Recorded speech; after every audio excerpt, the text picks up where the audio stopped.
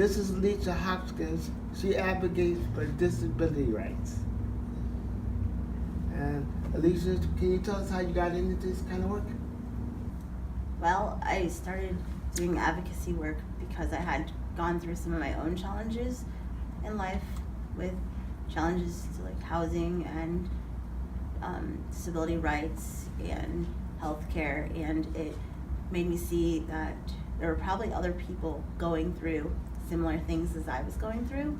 And so I went to social media and I found that I was right and there were other people advocating for issues that I was passionate about. So I joined forces with them, and I also started some of my own projects as well, but that's basically how I got involved in the advocacy world. What are some issues in Akron? Some of the accessibility issues that I'm aware of are sidewalks and just going out in my community, like especially in the winter time. You can't get around because of all the snow. Also, there's accessibility problems in places that I want to go, to restaurants, to movie theaters, to art events. Some of the challenges I see with accessibility in my community include getting around my community. There's problems with sidewalks and there's lots of construction, and there's challenges getting in and out of venues. Some of the places aren't accessible. There are places that don't have ramps for me to go to different events. So sometimes it's hard to get to different events. Like I always have to ask first if event's accessible or a place is accessible before I go, and I shouldn't have to do that in today's time, but that does happen. So challenges with to know if like a movie theater is accessible, or if I'm performing somewhere, if the stage is accessible. Sometimes I get off the bus and the driver lets me off, and I'll get stuck on a sidewalk because it's not accessible. There's a lot of places around my city that the sidewalks don't have the correct gradients for wheelchairs, and or there's like potholes in the crosswalk that makes it hard. Plus, I rely on the crosswalk things to work, and they don't work half the time, so that creates accessibility problem for me to get across the street. There's also places, buses sometimes can't let you off at certain bus stops because it's not safe. So you pretty much have to go out of the way to get where you're going, and it's a challenge. Sometimes even like parking for people with wheelchairs is often farther away from the entrance than normal, and that's problematic as well, and there's not a lot of ramps. So. Well, I want to make a comment about restrooms. Some restrooms are not wheelchair accessible, and I think that people that build the restrooms should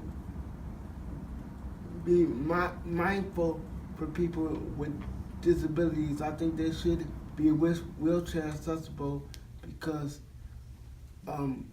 wheelchair accessible bathrooms are to me is a must. You're an artist. How difficult it is to be a artist in Akron? Well, I found that it has been difficult because some of the venues that I would like to show my artwork at are not wheelchair accessible. Also, I found that when I could go to an event or get invited to an event, like I won an award for an arts award, and the venue was accessible, but the event setup wasn't accessible. It was really challenging for me to feel like I was excluded when they gave the awards out. Like even though I won an award, I felt like in the arts, I couldn't even go on stage with the rest of the people, so I felt pretty excluded. And I felt like it was like even the cocktail hour too was hard for me because all the tables were high up and I couldn't even like have community and fellowship with other artists. And that's a hard part of even going to like arts events, and because most arts events are not like set up for things aren't set up at the level people in wheelchairs need them to be set up at. Also, I found that as an artist, as a dancer, some of the stages aren't accessible too, and there's nothing like going to perform somewhere and not somebody having to lift your wheelchair on the stage for you, and instead of like you being able to just use a lift and get up on the stage. So that's one thing I found challenging. Good. Tell me more about tables and chairs. The setup of tables and chairs for events is so crucial for people with accessibility. When you have to set 75 tables in a big conference room, you need to have access ways, like access roads and ways, and room for people in wheelchairs. I went to an event in Chicago, the National Miss Amazing pageant, and being in a wheelchair, I was in the middle, my seat was in the middle of a room, and I had won an award, and it took me a long time to just get to the stage. Everything else was accessible, but just being in the middle, it made me see that it's a fire hazard. That, like, say someone in a wheelchair is in the middle of the room, there's no way to get out access-wise. It creates a barrier for a person in a wheelchair to get out, but also tables and chairs need to be set up in a way that's accessible so people can actually feel included in the conversation. You go to events and there's cocktail hours and things, and you don't feel very included when you can't talk to people or pull up beside them, or or stand beside them at the table. Women have to bring things down to your height, but also it's hard even for food to be served to you too, because you feel like you feel kind of inadequate because you can't reach the food. It's way up here and you need it to be here, so somebody has to serve you. That's kind of a challenge too. So I think it's important so that you can feel included in the conversation and in the arts process as well. Talk about it being accessible for the audience, but not accessible for the performers. There are times that when people go to do music performances or dance performances, there is no wheelchair accessible ramps to stages or lifts for performers to get on stage, and it's not something that people think about in this day and age, but it's very much needed to think about, because even like high school graduations too, somebody with a disability has to walk across the stage. If you think about that, it's very important to be accessible. So like by adding a lift or adding a ramp to a stage really makes a difference. It makes it accessible for both the performer, but also it makes it accessible. Sometimes we have like music sing-alongs where you invite audience members up to the stage, and I think about those times where if it's accessible for both the performer and the audience, that people in wheelchairs could be more involved in those kind of things as well. Well, the first time I got on stage, it was the most feeling time of my life, because that was the first time I really got on the stage, and I never thought I would ever be on the stage and feel that feeling, because I felt like if I can get on this stage, I can do anything. It isn't anything in the world I can't do, because I finally made it on the stage and finally get to realize and experience what I really want to experience in my life. So it was a good experience for me to do that. Speaking of Akron, are there accessible spaces in Akron? I have found that the Akron Civic Theater is accessible for wheelchairs, as well as Springfield High School, and there are lifts available to get up to the stages.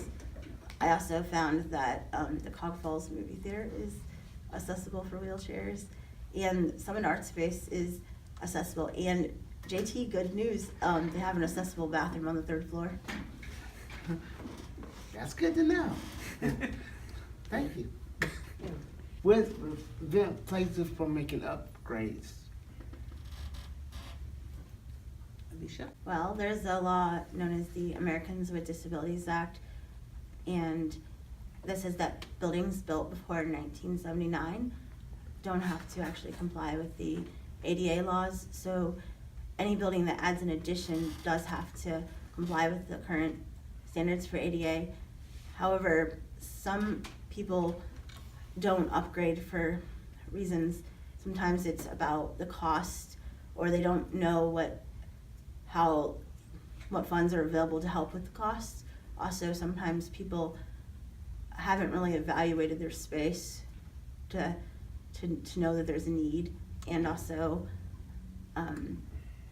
some folks, even though it's 2019, we still have challenges where people don't want people with disabilities in their restaurants due to like liability and other things with insurance. They're afraid that their carpet or their floor is going to get damaged from the wheelchairs. I mean, just simple things, but that does happen in today's age. Let's talk about the meeting at the Civic.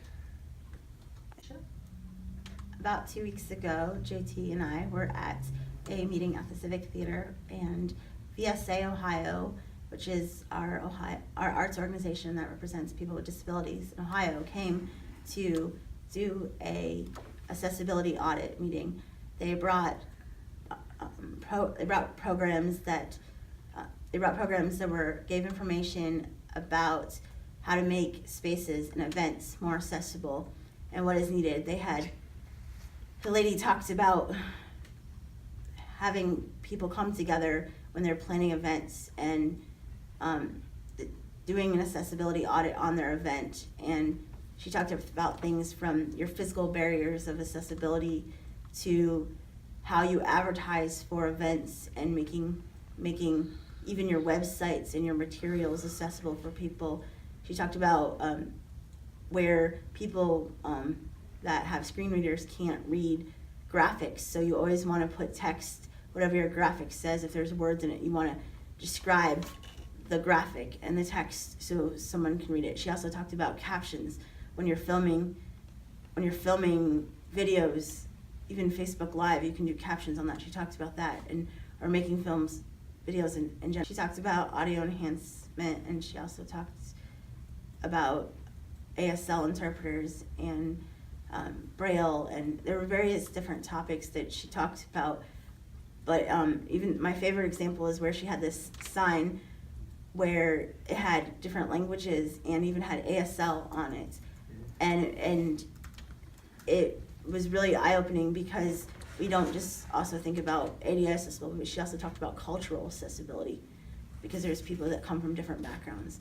So that really made me have an eye-opening to more work that can be done in my city as well.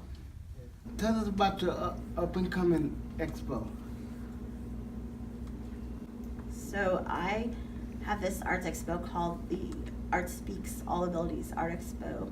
It's an art expo where I bring in artists from all over Ohio that have some kind of disability, but they're there to share their abilities and their talents and the gifts inside of them. And it's a 2-day event where Theater on the Spectrum comes and does theater improv, and we have open mic poetry, and various artists, visual artists come. We have people that paint on glass. We have people that do mixed media. We have people that make pottery. There's even a lady that paints egg tempera, which is really cool.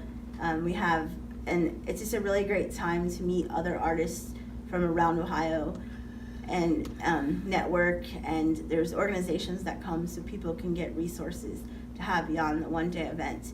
And it's just a really big event, and it's March 8th and 9th in Cuyahoga Falls, and it's going to be really awesome, and I hope that people will come out. But the great thing about this event is that it is planned by people with disabilities, for people with disabilities, but it's also for the community.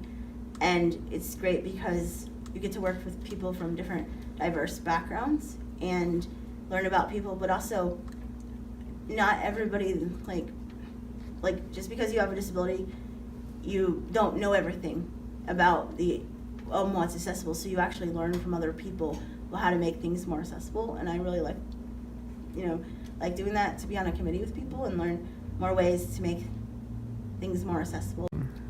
This event brings people together and their ideas to make the city more accessible, and also make people more aware of the need for accessibility.